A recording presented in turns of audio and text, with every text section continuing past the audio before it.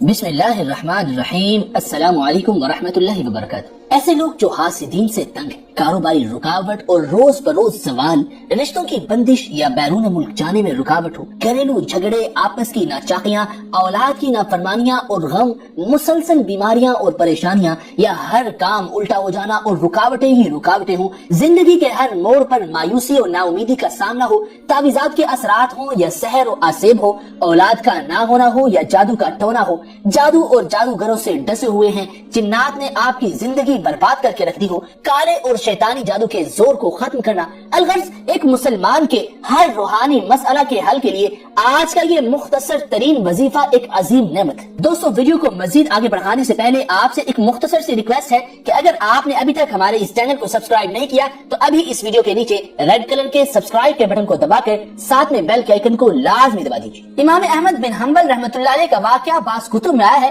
امام احمد بن حنبل رحمۃ اللہ علیہ ایک مرتبہ سفر پر اکیلے تشریف لے گئے۔ نماز عشاء ایک مسجد میں ادا کی۔ حضرت مسافر تھے تو دل میں خیال کیا کہ عشاء کی نماز کے بعد ذکر و اذکار سے فارغ ہو کر مسجد ہی میں رات کو آرام کر لوں گا اور صبح فجر کی نماز پڑھ کر اپنی منزل کی جانب روانہ ہو جاؤں گا۔ مسجد کا خادم ذرا سخت مزاج تھا، غصے والا تھا۔ اس نے دیکھا کہ ایک بندہ بیٹھا ہے تو وہ حضرت سے عرض کرنے لگا کہ آپ باہر نکلیے، میں نے مسجد بند کر لی۔ حضرت نے عرض کیا کہ میں مسافر ہوں، لیکن اس خادم نے ایک نہ سنی اور حضرت کو مسجد سے باہر نکال دیا۔ حضرت مسجد کے ساتھ نان بائی کی دکان تھی، وہاں بیٹھ گئے تو اس نے پردیسی مسافر کو خوش آمدید کہا اور اپنا کام کرتا رہا۔ حضرت نے دیکھا کہ اس کے لب مستقل ہل رہے ہیں تو اس سے پوچھا کہ تم کیا پڑھتے رہتے ہو؟ تمہارے ہونٹ ہلنے سے معلوم ہوتا ہے کہ تم کوئی ورد کرتے ہو۔ تو اس نے کہا کہ میں ہر وقت استغفر اللہ پڑھتا ہوں، اور استغفار کی برکت سے اللہ پاک نے میرے کاروبار میں اتنی برکت دی ہے کہ میرے گھر میں خوشحالی ہے اور میری تمام دعائیں قبول فرمائی ہیں سوائے ایک دعا کے۔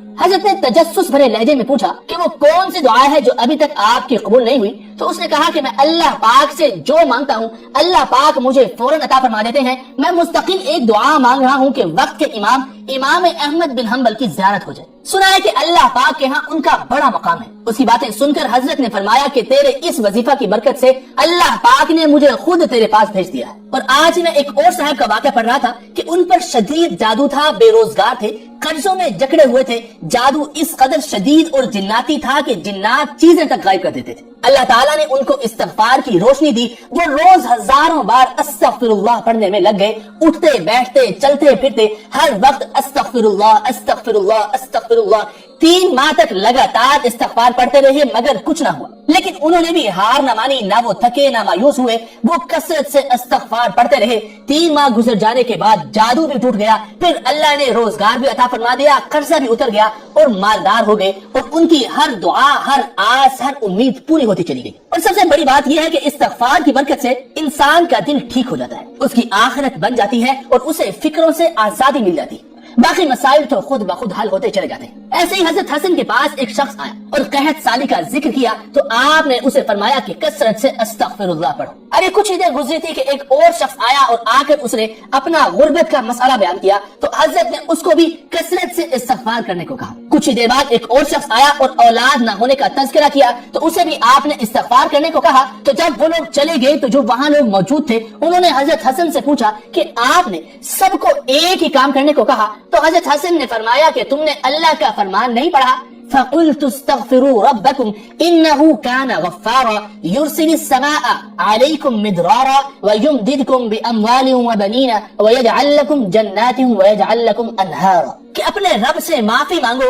بے شک وہ بڑا معاف کرنے والا ہے، وہ تم پر آسمان سے خوب بارشیں برسائے گا، تمہیں مال و اولاد سے نوازے گا، تمہارے لیے باغ پیدا کرے گا، تمہارے لیے نہریں جاری کر دے گا۔ اور آپ صلی اللہ علیہ وآلہ وسلم نے فرمایا، اے لوگو، اللہ تعالیٰ سے اپنے گناہوں کی معافی چاہو اور اس کی طرف پلٹ آؤ، مجھے دیکھو میں دن میں 100 بار اللہ تعالیٰ سے مغفرت کی دعا کرتا ہوں۔ تو اگر آپ بھی بے اولادی کی وجہ سے پریشان ہیں، قرض کی وجہ سے پریشان ہیں، مال نہ ہونے کی وجہ سے پریشان ہیں، بارش نہ ہونے کی وجہ سے پریشان ہیں، جادو جنات یا کسی بھی پریشانی میں مبتلا ہیں، تو کثرت سے استغفار کرنا شروع کر دیں۔ ہزاروں بار روزانہ استغفار پڑھنے کو اپنا معمول بنائیں۔ آپ جس بھی قسم کی پریشانی میں پریشان ہوں گے، حاسدین کے حسد سے تنگ ہوں گے، کاروباری رکاوٹ یا روز بروز زوال کی وجہ سے پریشان ہوں گے، شادی کی بندش، رشتوں کی بندش، بیرون ملک جانے میں رکاوٹ، گھریلو جھگڑے، اولاد کی نافرمانی یا بیماریاں اور پریشانیاں ہو، یا آپ کا ہر کام الٹا ہو، آپ آج ہی سے اور ابھی سے استغفار کو اپنا معمول بنا لیجیے۔ اور استغفار کا ایک وظیفہ یہ بھی ہے کہ جو کوئی دن مقید کر کے، یعنی آپ یہ ارادہ کریں کہ میں ہفتہ یا 10 دن میں 40,000 مرتبہ استغفار پڑھوں گا،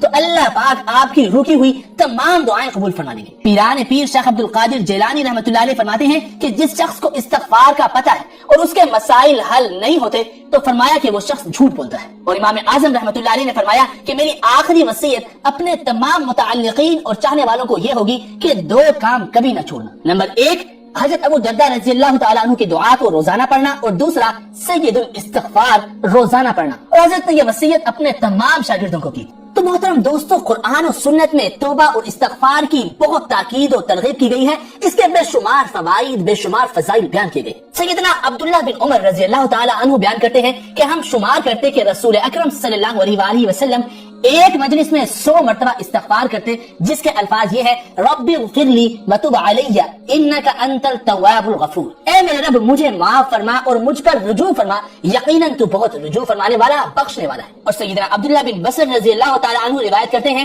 کہ رسول اکرم صلی اللہ علیہ وآلہ وسلم نے فرمایا، جس شخص کے نامہ اعمال میں بہت زیادہ استغفار ہو تو اس کے لیے خوشخبری۔ اور سیدنا اغر المزنی رضی اللہ تعالی عنہ بیان کرتے ہیں کہ رسول اللہ صلی اللہ علیہ وآلہ وسلم نے فرمایا، بعض اوقات میرے دل پر بھی پردہ سا آ جاتا ہے اور میں دن میں 100 مرتبہ استغفار کرتا ہوں۔ اس حدیث کے تحت امام قرطبی رحمۃ اللہ علیہ نے بڑی جامع بحث کی ہے کہ جس کا مفہوم کچھ اس طرح ہے کہ اس حدیث سے کسی کو یہ گمان نہیں ہونا چاہیے کہ جس طرح عاصی و باغی شخص کا دل گناہوں کے اثر کو قبول کرتا ہے، ویسے ہی نبی کریم صلی اللہ علیہ وآلہ وسلم کے دل کو بھی گناہ نے متاثر کیا، العیاذ باللہ، نعوذ باللہ، بلکہ وہ مغفور و مکرم ہیں اور کسی چیز کے ذریعے سے ان کا کوئی مواخذہ نہیں۔ اور یہ بات معلوم ہے کہ غیر بادل کا چھا جانا گناہوں کے سبب سے نہیں۔ اور سیدنا زید بن حارثہ رسول اکرم صلی اللہ علیہ وآلہ وسلم سے روایت کرتے ہیں کہ انہوں نے نبی کریم صلی اللہ علیہ وآلہ وسلم سے سنا، آپ صلی اللہ علیہ وآلہ وسلم فرما رہے تھے کہ جو شخص یہ کہے استغفر اللہ الذی لا الہ الا هو الحی القیوم واتوب الیہ،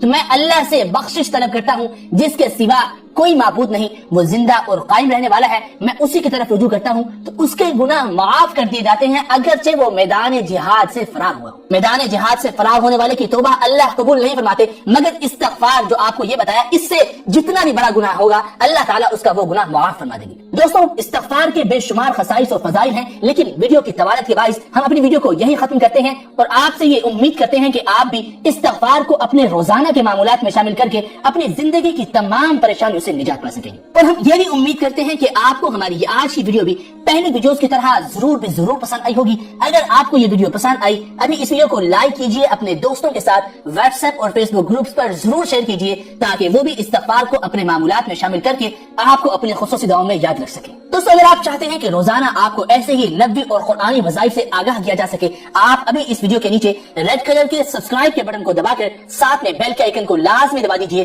تاکہ جیسے ہی ہمارے اس چینل پر کوئی بھی ویڈیو اپلوڈ ہو تو نوٹیفیکیشن کے ذریعے آپ کو اطلاع مل سکے اور آپ ہماری اپلوڈ ہونے والی ہر نئی ویڈیو سب سے پہلے دیکھ سکیں۔ دوستو، وظائف کرنے کے بعد ہمیں بھی اپنی خصوصی دعاؤں میں یاد رکھا کریں، اپنا ڈھیر سارا خیال رکھیں۔ اللہ آپ سب کا حامی ناصر ہو، اللہ آپ سب کو ڈھیروں خوشیاں عطا فرمائے۔ السلام علیکم ورحمۃ اللہ وبرکاتہ۔